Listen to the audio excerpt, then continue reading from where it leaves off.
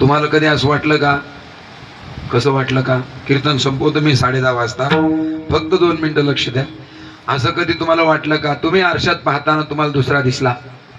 पुन्हा एकदा वाक्य बोलतो, तुम्ही आरशात पाहताना तुम्हाला दुसरा दिसला का? मधुकर बाबा, तुम्ही आरशात पाहिलं आणि तुम्हाला दुसरा कोणी दिसला का? तुम्हीच दिसले. तसं तर आरशात पाहताना आपण आपल्याला दिसतच नाही. हा, आपल्याला पाहायचं असलं तर आपल्याला काचाच्या आरशात पाहावं लागणार नाही. आपल्याला जर खरंच आपलं रूप बघायचं असेल तर महात्म्यात पाहावं लागेल, है की नाही? जाऊ द्या, पण काचाच्या आरशात का होईना, पण जेव्हा आपण आपल्याला पाहतो तेव्हा आपल्याला वाटतं की आपणच आहे. आपल्या नाकावर बुक्का पडलाय, काळं झालं नाक.